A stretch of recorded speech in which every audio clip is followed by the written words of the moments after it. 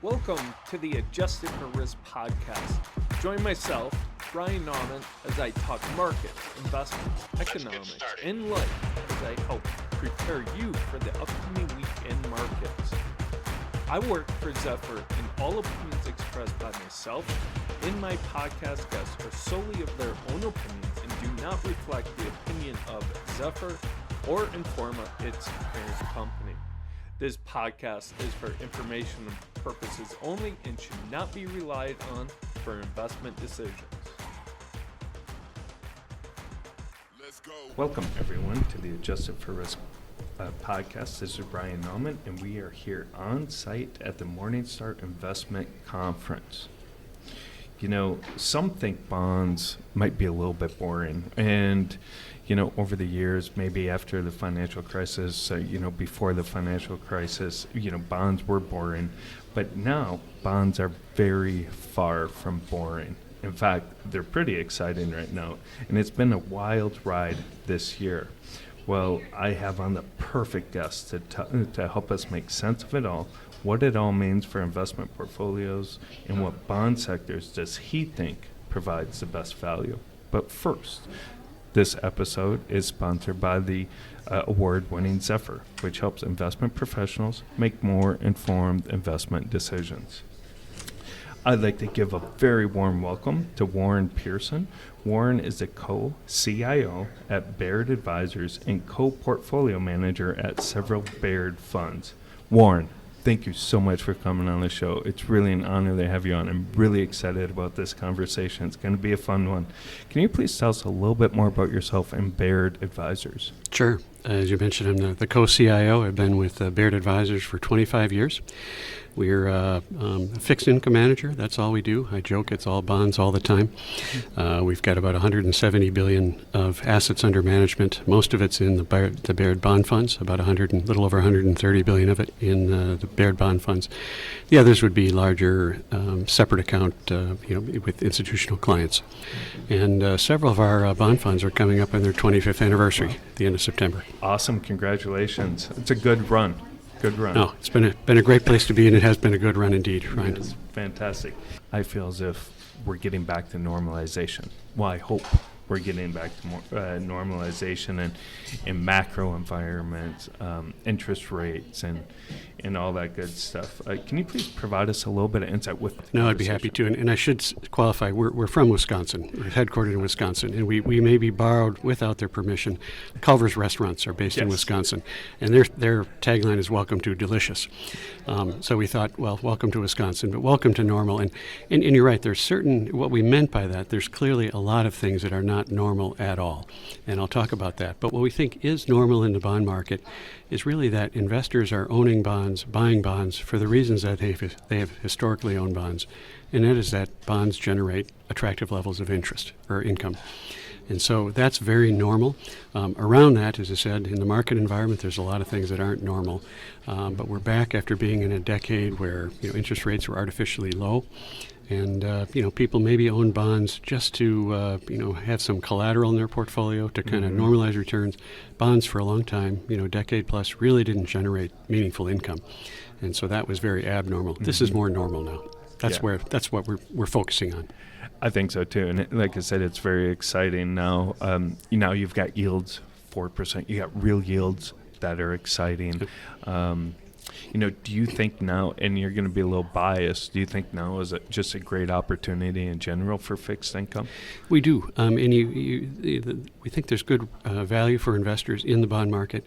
As you mentioned, nominal yields are up off the artificial lows, the near zero where they were for a decade, but really important point that you mentioned, real yields are also positive. And then when you contrast, with the rise in yields, we think the attractiveness of fixed income relative to other asset classes also looks a little bit better. In my investing career, 30 plus years, all sorts of other asset classes, I think, benefited from either declining interest rates or very low interest rates. That's different now. And that decline in interest rates or low interest rates was a tailwind for a lot of those other asset classes. We're not saying that investors can't make money in, say, real estate, equities, others, but that tailwind has shifted to a bit of a headwind. There's a real cost to money now. And so when you look at the increase in yields, obviously benefiting bonds and bond funds, but compared to other asset classes, we think the relative value of bonds, is pretty meaningful. I'm really glad you brought that up, Warren, because we haven't talked like on equities. There was no alternative, right, for Right. years when bonds were at 1%. Now, what do you tell those, maybe investor that might be a little bit concerned? Yeah, you're right. And back in the time, there is no alternative TINA. That was the TINA years. We tried to get cute, Ryan, which for a bond manager is probably dangerous to try to get cute, but we did it anyways. We said, we dumped TINA and now we have PADI. And PADI is pay attention to the yield. When Ooh, yields rose in 22 and in 23. And we think that's helpful. I mean, there's certainly a lot of concerns in the world. There's a lot of volatility. Year to date, the bond market's been pretty volatile. Mm-hmm. But what we've really encouraged our investors to do is to focus on the yield and the higher levels of income that the bond market affords, and not let all those other, concerns detract from the value that's there. Yeah, that's fantastic. We can't have this conversation with Warren without talking about the Fed. The Fed just announced they're keeping rates at their 4.25%, 4.5% here, which really was more of a surprise, was the fact that it seems like there's some division within the Fed and officials. Some say no cuts this year. Well, I believe like 10 officials say maybe 2 more cuts this year. What are your thoughts there, and where do you stand? And do you think the Fed is making the right move so far? I think the Fed, what I would give the Fed high marks on doing is they're doing what they said they would do. Okay. After the pandemic, rates went up, and they, they thought it was going to be transitory. And Austin Goolsbee was in Milwaukee earlier this week, and he said transitory. That it turned out a little longer. I thought there was a good play on words.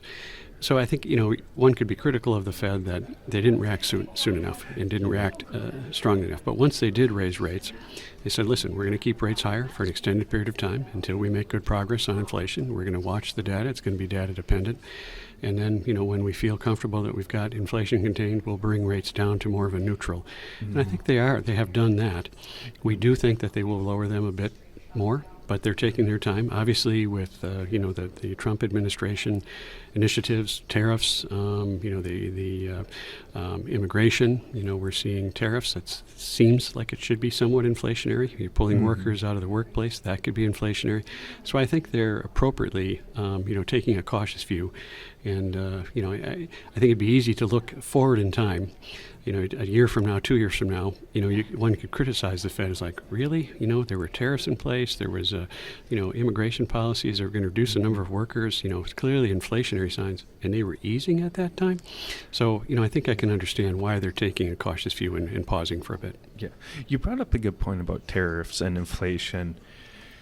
The U.S. economy is very service-oriented, right? It's like 80% is service-oriented. Manufacturing's really come down. Tariffs are mostly on the manufacturing side. Do you think that, maybe we make too much out of tariffs being inflationary, considering tariffs aren't necessarily on the service side? I think that's a good point. And, our feeling, and I think the consensus view, is that tariffs should be probably not so much inflationary in the long time, but going to cause a lot of one-time price adjustments. The problem with one-time price adjustments is once price adjustments happen in some areas, I think prices tend to go up. On that point, too, is we're concerned about it, but over the long term, I think, it moderates. And with technology, AI can bring some inflation down. Speaking of tariffs, after Liberation Day, corporate yield spreads spiked, right? And really, since then, they've fallen quite a bit, and those spread levels don't seem to really indicate the bond market thinks there's distress ahead, right? They're, kind of historic average, nothing too alarming. Do you agree, and do you think investors are being rewarded for taking corporate credit risk? No, it's a really good question, Ryan, and I think you put your finger on a key concern that we have. coming into 2025, yield spreads were pretty tight. Tight we've seen in 20, 25 years. Not all-time tights, but pretty close to all-time tights. They did widen by, say 40, 50 basis points. But even then, in the midst of April, after the Liberation Day, at their widest point this year, they were still on the tighter side by historic standards. Now they've come back in, and our concern is not so much about the risks in the market. Credit fundamentals and corporate credit fundamentals are strong. Banks are strong. The overall consumer balance sheets overall are pretty strong. But we think there's probably going to be some weakening there. We just, with spreads being as tight as they are, we don't feel that we as investors or bond investors are being compensated for taking risk. We're not abandoning the corporate market. We're slightly overweight corporate credit in our portfolios, but we're taking more of that exposure shorter on the yield curve. Okay. Pretty good allocation to treasuries. We'd like to keep some dry powder. If and when spreads do widen, we'd like to take advantage of that.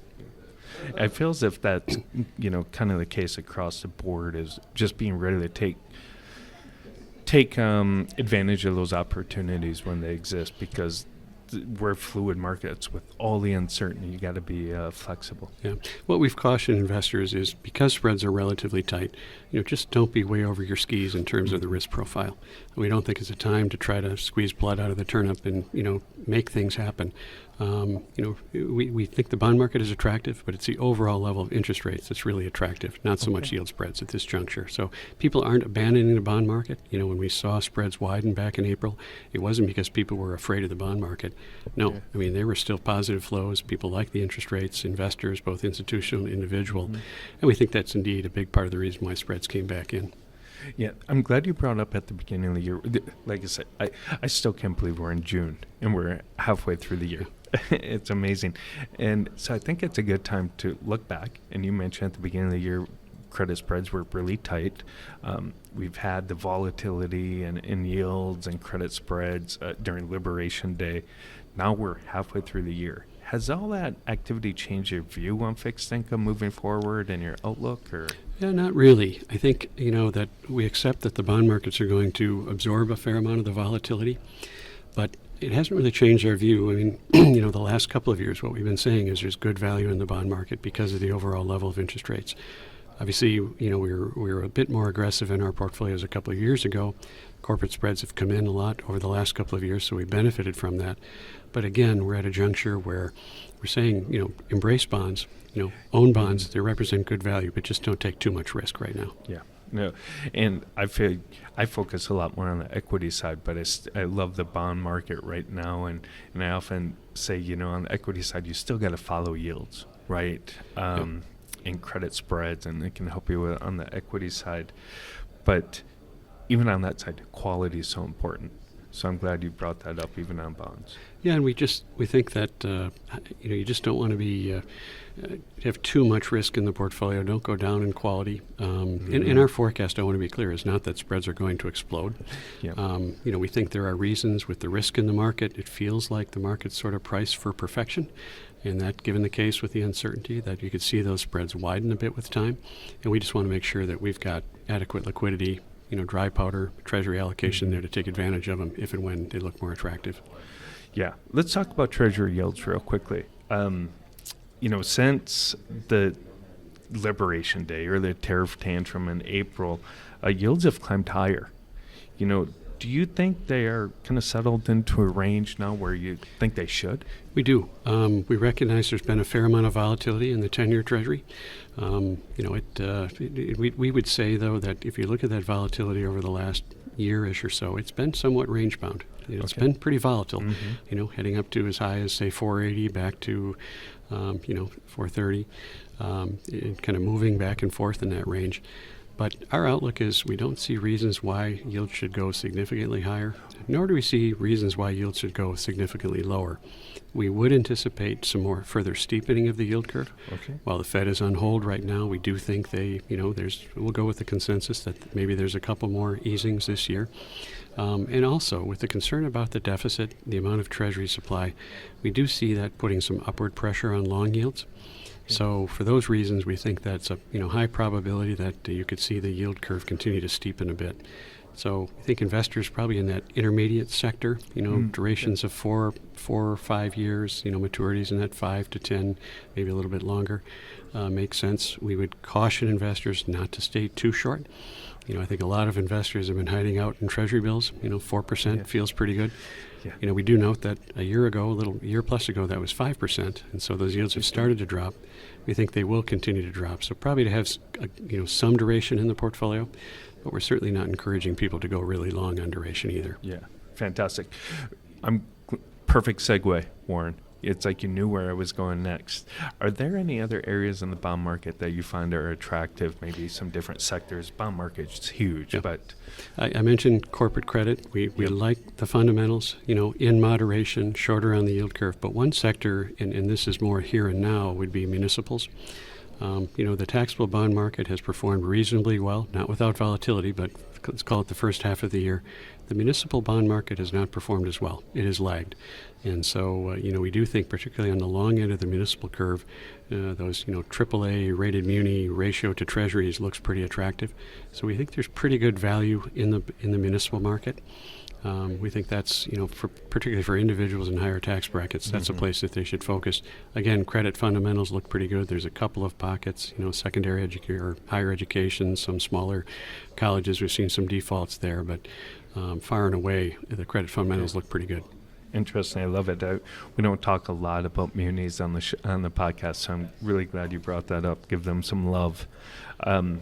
Lastly, and we've talked a lot, is there any area, maybe it could be equity side, macro, fixed income side, that people aren't talking enough about? Is it, the federal budget, which gets some press, but maybe not as much? Is there anything you're watching? One of our concerns, long-term concerns, is the federal budget. The deficit between $2 and $3 trillion, it's not sustainable. And I guess that, we would caution investors to assess the risk in their overall portfolio. Again, I think the market will be relatively patient with the federal government in terms of, bringing that deficit down. But if history is any guide, it's very difficult as a congressman. If they're going to get serious about balancing the budget, they either need to reduce entitlements or they need to raise taxes. Neither of those are very popular options. Historically, what's probably happened is until there's some sort of a crisis, and that crisis typically has been the market saying, we're concerned about this, then it maybe gives politicians the cover to say, okay, folks, we need to make the tough decisions that we've been putting off. So that's where, we think, we mentioned the markets seem to be priced for perfection. There could be some volatility, maybe the market's saying enough is enough. But that could be 5 years from now. It could be 5 weeks from now. And so that's where we really encourage people to make sure that their risk profile isn't, way beyond what it normally is. Warren, great insight. I love it. Some good tips there. Back to your Wisconsin, being Baird in Wisconsin. I am originally from Wisconsin, way northern Wisconsin. Culver's is a must-stop. We love Culver's, good value, and thanks, Ryan, for putting the plug in for Wisconsin. It's a great place, but we're just Baird is a great place. We're employee owned, and it's just all about taking care of investors, and we just come to work every day to try to do our best and put up the most competitive and consistent performance for our clients. So thanks for the time. It's a great honor to be on your show. Where can we get more information about Baird? Probably the best place would be to go to bairdfunds.com. Okay. And you can, whether you're looking at the different funds, we've got 5 taxable funds, 5 municipal funds, but more information about the team, products there. Perfect. I've been on there before. Your thought leadership, your market recaps, outlooks are fantastic. Love it. Great stuff. You're very kind, Brian. Yes. Thanks for having me on the show. Yes. Warren, thank you so much for coming on. It's really an honor that you shared such great insight. And thank you, everyone, for listening to this episode of Zephyr's Adjusted for Risk podcast. You can watch all of our other episodes on the Zephyr YouTube channel and Spotify. And please be sure to like, subscribe, and give us a follow on LinkedIn. Thank you, and have a great rest of your week.